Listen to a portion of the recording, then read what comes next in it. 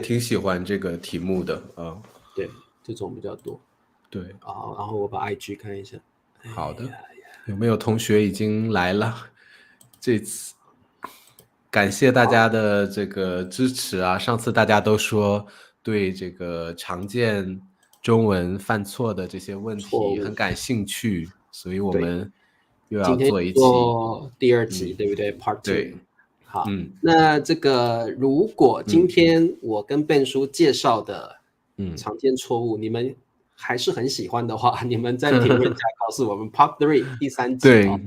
好，那我们会常常做这样的一个主题。那我对，觉得这个主题对大家学习中文非常的重要啊。好，有同学已经上来了啊，这位Canel。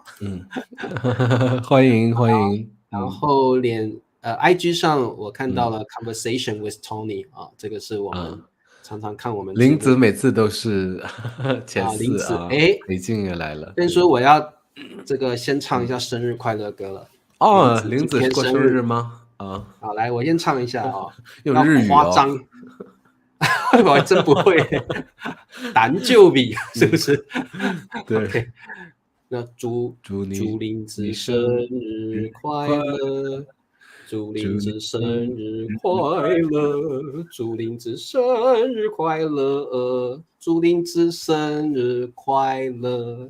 啊，林子今天生日哦，不过这个女人不喜欢过生日，因为过生日表示又老了1岁，对不对？好，那么还有我们的常客佳佳啊，林子说谢谢啊。好，这个理查老师是不会随便开金嗓的啊，所以你要听到我唱生日快乐歌是很不容易的事情啊。好，我们这个月英来了。好，那Ben叔，我们今天就直入主题吧。我们今天要聊的是同学们容易犯的中文错误。那我们教中文这么多年了，其实也真的常常发现了学生有一些共同错误，对不对？对，那Ben叔，你先贡献一个吧。你觉得学生常犯的错误有什么？有一个错误，我发现我最近中高级的学生也常犯的一个错误，就是把字句。特别是就是感觉有时候不需要用把字句，就有同学会硬要用把字句啊。比如说啊，我明年把中国去了，或者他把中国来了，或者是就是有时候很自然而然的情况下，我们不需要用把，我明年去中国旅游，对吧？我打算去中国啊，这个无所谓用把。对，其实把字句啊，我们如果深入研究的话，Ben叔说到一个重点，因为各位同学你们是外国人，所以你们不晓得把字句应该在什么时候用最好。把字句有几个特色，第一个就是把字句后面一定要加一个宾语嘛，对不对？宾语后面一定要再加上一个动词。可是这个并不是全部，因为把字句的动词后面通常还会加上一个补语。对，比如说这个，举个例子，而且这个宾语一般是，我觉得是，比如这个 object， 它一般是我们就是已经知道的一个东西，不是说比较常见，对不对？比如说是这个苹果或者那个蛋糕啊，对，你就是不是说你今天要做什么，我今天把苹果吃了啊，你就是可以说我今天要吃苹果，你不需要用把，因为一般我们说把苹果吃了，可能是昨天买的苹果，或者把昨天剩的那个苹果，对吧？吃了，是一个比较具体的那个已苹果。知的，通常是已知明确的东西比较多啊，所以这个宾语也不是随便的宾语，中国也是宾语啊，把中国去了，对不对？可是我们中文不会这样讲，所以一般是个已知物品，然后呢，通常是可能在你眼前，或者是我们都知道的东西，你可以处置的，你可以怎么可以处置的，你把它对它有直接影响的，比如说你把笔捡起来，这个笔的位置就移动了，所以你的动词会对这个东西产生直接影响的东西，我们就会用把。比如说把笔捡起来，那么你发现笔的位置改变了，所以你的动作，你的 verb 动词是对这个东西有直接影响的。或者是把垃圾扔了，对吧？把垃圾扔了，对那这个补语呢一定要有，你不能说把笔捡，这个把把字句型是错的。嗯，你的语法一定是动词后面还必须加上一个补语，比如说捡起来，起来就是补语。如果你不知道用什么，就用了，对吧？把笔捡了啊，或者是对，把垃圾扔了啊，扔了。对，那比如说现在茶叔现在的动作是，你看手套，我现在戴的是手套，我现在的动作是把手套脱掉或脱下来，掉跟下来就是补语，你不能说把手套脱就没了。另外就是茶叔现在戴的手套是你们都看得到的，是明确的东西，所以把字的语法点通常是会用在已知明确的东西上，而且你的动词是对你的动作是对这个东西产生明确影响的，比如说已经产生位置改变了，对，所以因为书上的例子都是给你一句话，它没有给你语境，但是大家在用把字句的时候，你想一想，你为什么要用把字句啊？对，你要强调你怎么处置了那个东西，对，而且东西比较多，对不对？好像用在东西比较多。我把你爱了，奇怪，对不对？我把你爱上了，一定是跟那个处置有关系。爱的话不是一种具体的处置这个东西，没错。对，就是所以是把桌子你要搬出去，对吧？把桌子搬出去，你要做一种处置的方法 ，disposal， 对吧？没错啊。所以这边特别告诉各位同学，变数这个例子太棒了。因为大家不晓得把字句怎么使用，以为只要是强调宾语，我都可以用把字句型，不是的。第一点就是把后面的宾语通常是明确的、可处置的东西然后大家都知道的东西比较多。第二个，宾语后面一定要接一个动词，动词后面通常还要再加上一个补语，比如说拿起来，对，拿出去，脱掉，穿上。这些动词后都要加上补语，所以这个特别注意这个把，我觉得这个把的语法点真的是很多同学最大的。对，你可以是告诉别人你怎么处置了一个已知的东西，或者你要告诉别人去处置，你给别人一个命令，你要你把，比如妈妈说，我知道你有作业，你把今天的作业写完，对吧？对，通常有这种，还有这种命令的语气，也常常用把句型，对不对？还有就是你强调一个结果，比如说，哎呀，我把这个字写错了，我把作业写完了，所以这个因为补语有分结果补语还有方向补语，还有很多种不同的补语，所以其实把句型就常常跟动词加上补语搭配使用所以这个请大家特别注意。不是强调宾语都可以用把句型，不是的。想一想，你为什么在什么情况下你觉得我一定要用把，对吧？我看大家给了很多例子。对，来，我们看一下月莹说：“我把衣服脱下来。”可以，因为我们都看见了，对吧？就是你刚回家，然后手里拿着很多东西，你说：“哎，我先把衣服脱下来。”因为你要处置这个衣服，对吧？衣服是处置的物品，下来是补语，都有了，非常好。对，然后把问题说出来，所以我知道你有一个问题，你不说话，我觉得你把问题说出来，把问题说出来，不要憋在心里，把问题说出来，很好。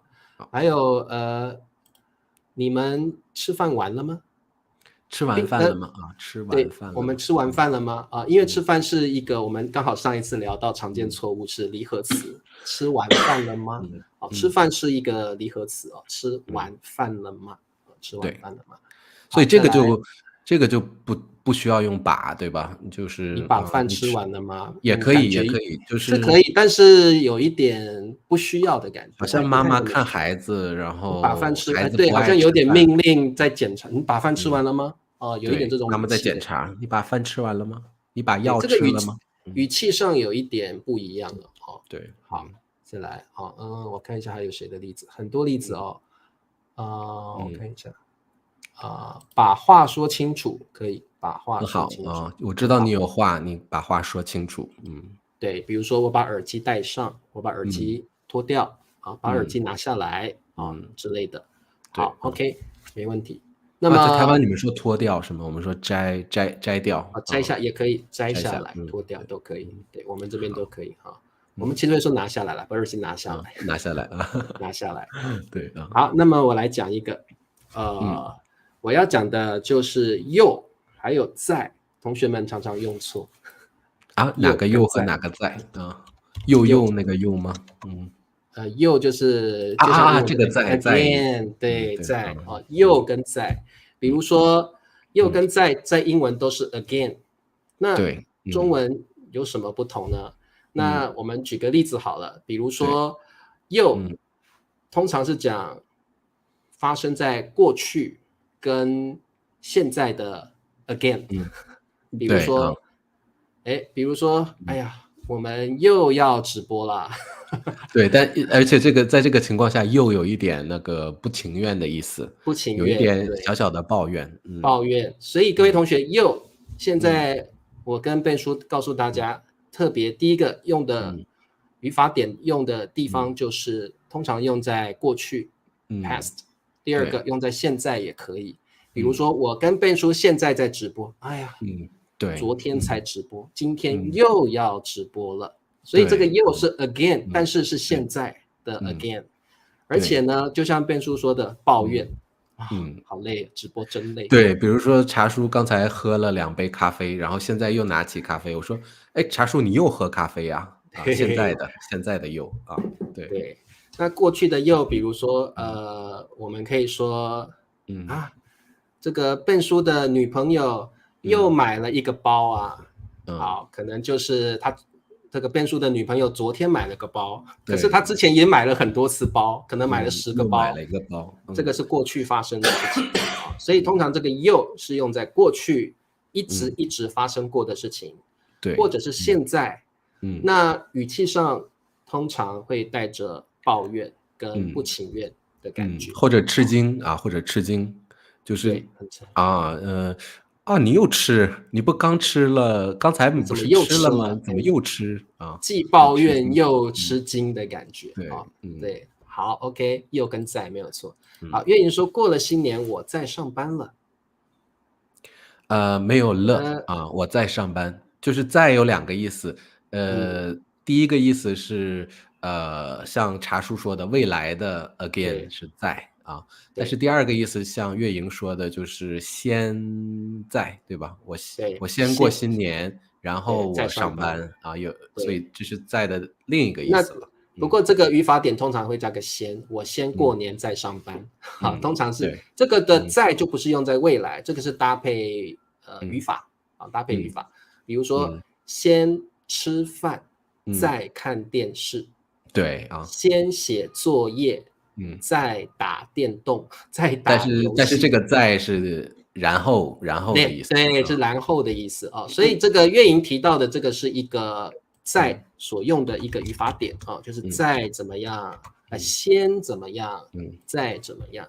比如说，但茶叔说的在是另外一个在，就是 over and over again，就是再做一次，对，再做一次的意思。比如再说一遍，你再说一遍 ，say again 对，比如说贝叔，你刚刚说的我听不清楚，请你再说一遍。贝叔还没有说哟，他还没有说，是未来他要说了，所以这个再当做 again 是这个未来将要再重复发生的事情比如说最简单的就是再见，对吧 ？See you again， 再见，表示你未来希望再跟这个人见一次面。那再见就是 goodbye 的意思，其实中文的字面意思就是 see you again 那个意思对，很好。但昨天你就不能说我们昨天再见了，你说我们昨天又见面了我们可能之前见过很多次，昨天又见面了那我们明天或许会再见一次面可能会这样子那比如说Ben叔的作业写得不好，错误很多，那Ben叔的妈妈就说不行，再写一遍，你写的作业太多错误了，再写一遍那Ben叔还没有写完，他还没有再写，所以未来他会再把它写一遍对同学们再给我们一些例子刚才你们把的例子用得很好，现在再给我们一点例子好，像这个同学说又见面了，那是现在对不对？现在现在见面了好，再来这个字我们昨天又学了，那可能老师教了很多遍对不对？对老师可能已经学腻了，有点抱怨的感觉，上星期教，现在又教，哎呀，好，所以这个在跟又最简单的一个不同就是在是用在未来，又是用在过去跟现在的时候，这是最简单的一个区分的方式好，OK， 对，有这个 IG 的同学说下次再聊吧，很好，下次再聊吧。对，然后那我可以说又要聊啊，不是很想聊，不是很想跟你聊，又要聊啦。好，所以这个又有一点，我觉得蛮有那个抱怨的感觉，不情愿，不想要做的感觉。好，月莹说，我和他见了一次面，今天我和他又见面了。可以，这个是可以，今天，因为今天包括以前和包括以前跟现在嘛，都算是。今天的以前又见面了，对，没错，又见面了。你又写错了，再写一遍，这个例子就很好，太棒了啊！这个例子又是你已经写错了，算是过去了，再表示你之后必须再 do again， 再写一次哎呀，林子又发烧了，对表示这个现在的状况之前也发烧过，现在又发烧了。他又去厕所，我觉得他拉肚子了很有意思很有意思好 ，OK， 没问题。好，那么Ben叔你再贡献一个吧。好的就是我觉得很多同学常常就是说，我觉得可能是从英语或者从他的母语翻译过来的，就比如说我结婚他。我离婚他，我恋爱他，我分手他，或者我分手跟他加了个那个介词，用错了对。但是在中文的话，我们常常会说我跟他结婚，我跟他分手了，我跟他恋爱了，对吧？我们会先说这个介词，然后再说那个动作。没错。所以这一类的跟关系比较有关系的，跟关系比较有关的，我们通常会先加个介词跟可能有时候会用和那比较口语我们会用跟，比如说灿叔跟灿嫂结婚了不是又结婚了，是结婚了。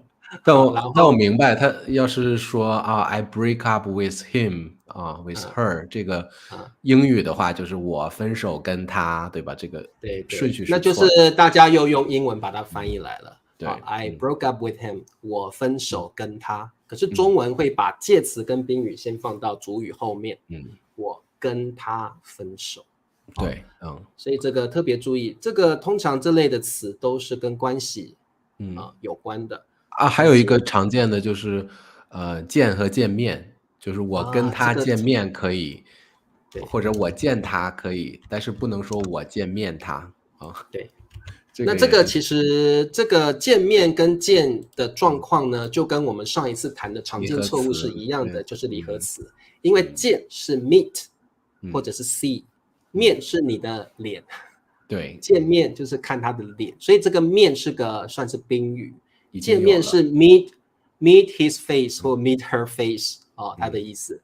所以我们中文要把宾语放在见跟面的中间，这个我们上一次常见错误有聊到，是离合词所以见他一面所以我要见他，或者我要跟他见面，对吧？对，见他一面，我们会说见他一面所以这个我们这个可能大家要把它记起来，我们会说见谁见某某人一面见某某人一面那或者是跟他见面，或者是见他就好了，见他。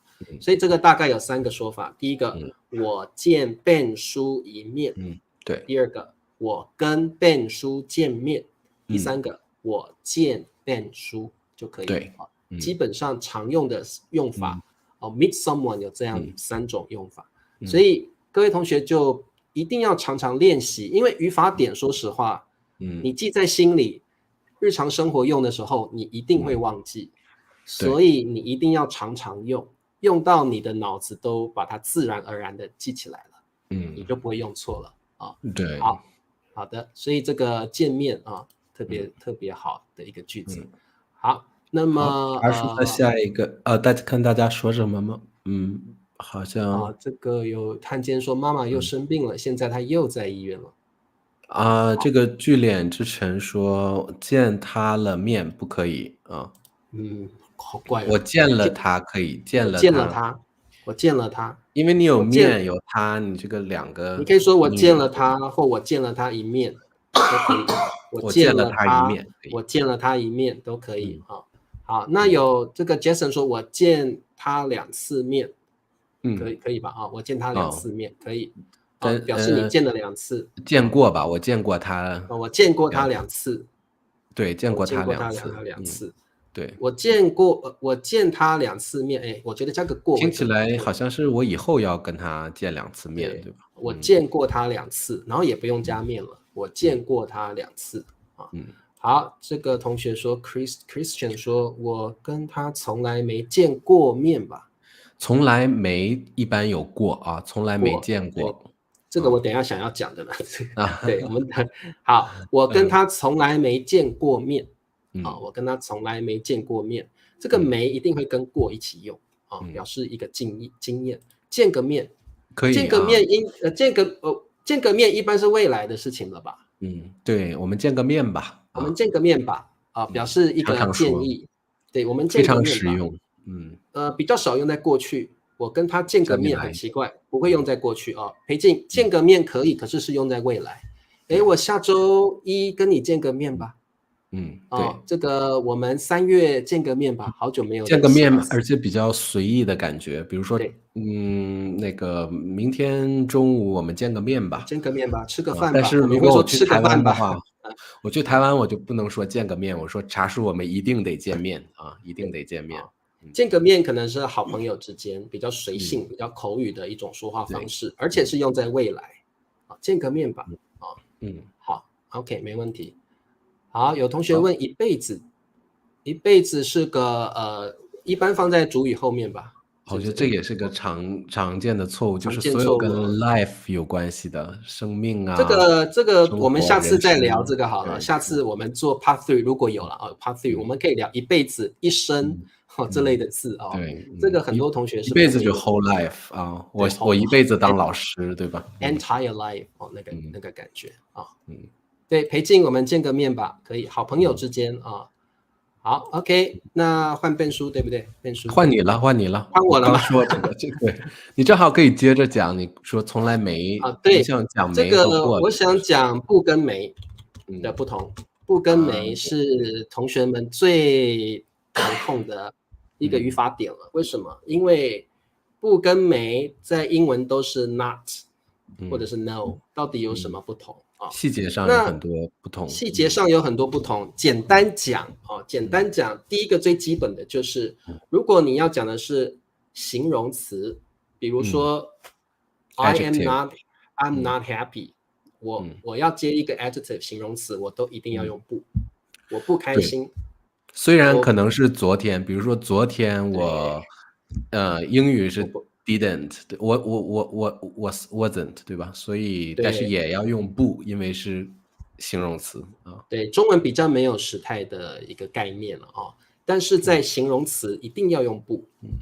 比如说我这个我不难过，我不伤心。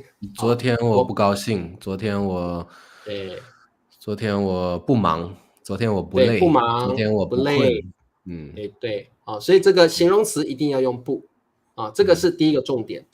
几乎我觉得好像没有例外，形容词是不可能用没的，一定是用不。这是第一个不同。不跟没的第二个不同就是两个都可以接动词，但是用法有点不一样。我举例，我不去西班牙。我不去西班牙是什么？就是你这辈子都不要来西班牙。我不去西班牙，就是我不想去的感觉啦。我不去西班牙，有点是 I don't want to 那个感觉。我不去西班牙，或者是你的意思是说我去意大利，但是我不去西班牙，因为你可能他想要澄清，对吧 ？clarify 一下。对我去年好，我去我去了意大利，我不去西班牙就是不用在动词的否定，通常会有一种不想或者是澄清的一个效果在。不，那没如果用在动词上面，意思通常是表经验。那刚刚有同学说的那个例子，就是要动词后面加过。我没去过西班牙，那就是表达你过去到现在的一个experience，你的经验对，如果有过去的时间，那就不要过。比如昨天我没吃晚饭啊。对对对，如果你有明确的一个时间点，就不需要比如说我昨天没吃晚饭，对，我上个月没洗澡。那所以这个没一般来讲，如果没有搭配时间点，我们都会再加上一个过。我没吃过榴莲。我没有这个经验，对吧？从来没有。对，从来都没有吃过。以前到现在都没吃过，但是未来会不会吃不一定。不一定那如果你说我不吃榴莲，好，变叔我们讨论一下，我没吃过榴莲跟我不吃榴莲是怎么样的不同呢？我不吃是因为我以前可能我吃过榴莲，我不喜欢，所以我不吃榴莲我不要吃我不要吃，喜好对不对？I don't want to 那个感觉，我不想要。但是我没吃过是真的，我真的从来没有吃过，没有尝试过。对，从小到大到现在我都没有吃过榴莲，那未来会不会吃我不晓得，但是没吃过表达的是以前到现在的一个经验。我以前到现在都没有吃过，但是不代表我不喜欢吃，因为我没有吃过嘛。那未来我不晓得我会不会吃榴莲。那我不吃榴莲可能是你很讨厌，所以你不吃。对所以然后还有我没吃榴莲，对吧？没吃就是说我没吃榴莲，某一个时间我没有吃，但是可能我吃榴莲对，所以这个很多简单讲了比如说我不抽烟跟我没抽过烟是不同的。但是我不抽烟是什么意思？我不抽烟就是我在我一个事实，对吧？我在我的生活中我不抽烟。没这个习惯，对，或者是你在喜好上不喜欢这种东西，你不喜欢。我不抽烟可能是你不喜欢，或者是你对你本来就没有这个习惯对，那我没抽过烟，强调的是过去到现在你从来没有做过这件事情。但我现在给你，我说茶叔抽一口。那我现在抽了，你就开始有这个经验，但是在这个之前，你从来没有抽过烟好，那简单讲就是不是强调一般是喜好或事实，没强调没一般会在动词后面搭配一个过，没什么什么过，那强调的是你过去到现在从来没有做过这件事情，所以这个是最大的不同。好，看看同学的留言好我看我吃过榴莲，很好吃。对这个也是强调一个经验。汉奸的榴莲写错了汉奸应该是林子的这个榴莲。对，林子的榴莲是对的好，然后OK。我从来没跟男朋友交流过，那他是你的男朋友吗？他是你的男朋友吗？他是你的 AI 男朋友吧？好 ，AI 也要交流AI 也要交流好的哇，同学其实有非常多的问题你们可以到时候留言评论在我们这个视频下面，那到时候我们可以把它整理起来，我们可以做 Part 3，对不对？可以做 Part 3。好，那么很快的回答一下 Gabriel 的问题吧，就是发给就是发有这个 send 对吧？发给 send to， 发给你后面加一个人对吧？发给谁对，或者是发什么给谁？发 email 给你对。那给就是直接我给你一个东西 give 对，简单说发给一般会加上 email 啦或者是信息啦这些东西。给一般是给比较具体的东西吧，这支笔给你。对give give 的意思，发给有点是 send 的意思好，那这个变叔我们广告时间到了，我们要挪个1分钟来广告好，这是我们好，就是最近我们做了一个会员的改变，就是我们现在会员的第3阶，我们新推出了一个故事，对吧？其实这个故事是免费的啊，已经在等等那个Ben叔，我们现在是非常有效率、非常高品质的大叔中文了，所以我们不用讲话了，我们直接看。你要跟着大叔们一起学中文吗？那就加入我们，成为大叔们的肉吧。你可以是小鲜肉，可以是小咸肉，可以是小鲜肉，还可以是小鲜肉。不同的肉，不同的福利。额外视频，播客精选词汇例句，大叔故事文本词汇表，还有每周和大叔们的见面会，不见不散。好 ，OK， 我们的这个这个肉那个肉都把我听饿了。对，Ben叔还没吃是吧？我们还有一只鞋出现在。你这个鞋怎么都放在旁边了？随时要拿都有。道具，因为我上课的时候我会跟学生讲，随手可什么足球，什么足球，踢足球。好，所以各位同学，这个如果你们喜欢我们大叔中文记得要支持我们，加入我们的会员啊。好，Ben叔，我们说了几个啦？又回到错误了，对吧？对，回到刚才是会员哈，大家记得加入。对，现在该讲第5个了，第五个，好了，第5个啊，第5个其实就是接着查书这个没跟乐的这个啊，就有时候没是那个表达过去式，就是你 didn't do 啊。我们会用没就可以，就不要乐了，对吧？啊，对，我没吃饭，我没吃饭。很多同学说我没吃饭乐，就会又多加了一个乐啊，就是这个乐不要啊。还有就是乐和是的，就是有的同学就是弄不清什么时候用是的，什么时候用乐啊。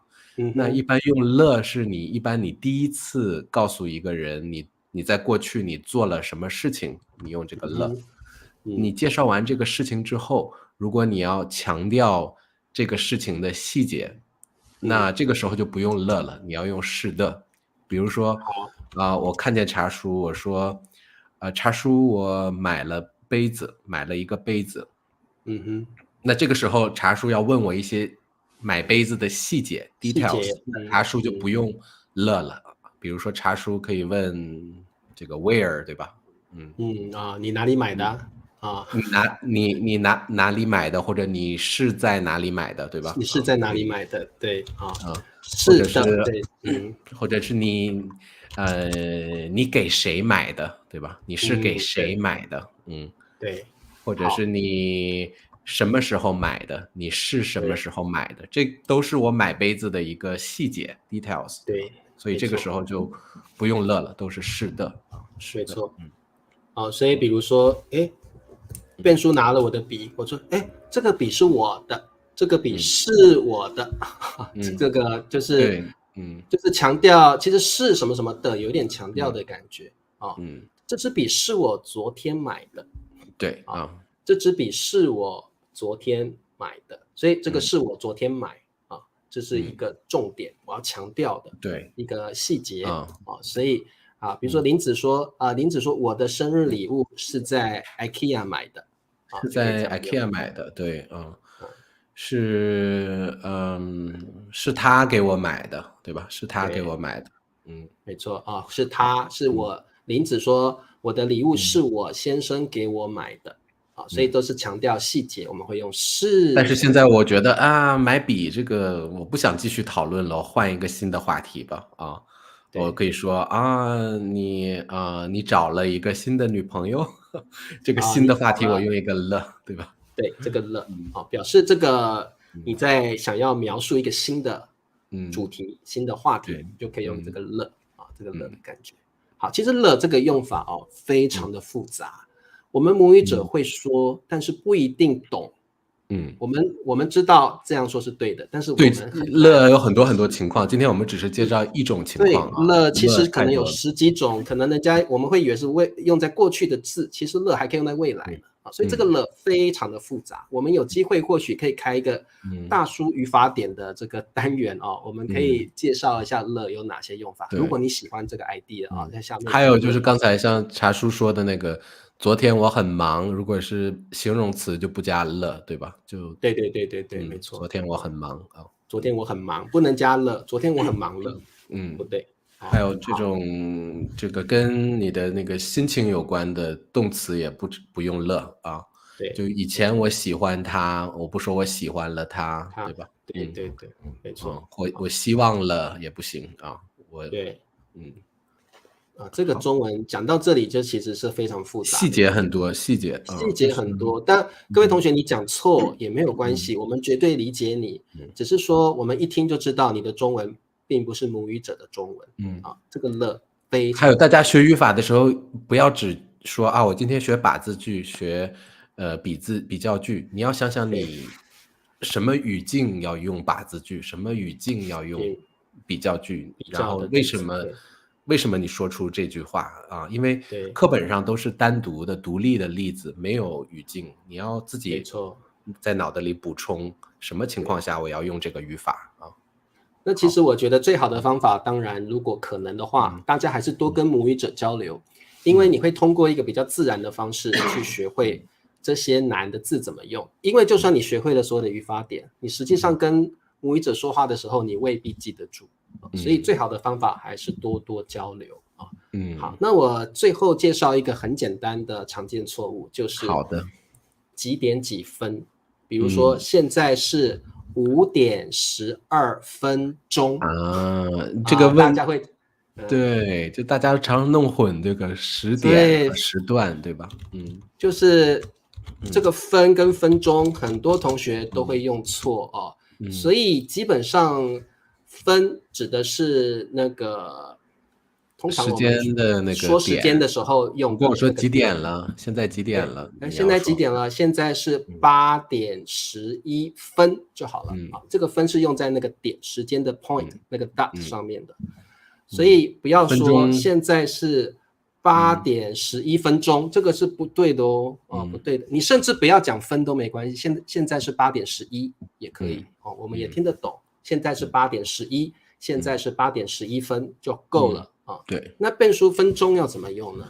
分钟是这个时段比如说多长时间，你说1分钟、2分钟你去厕所你要多久？去多久我去2分钟。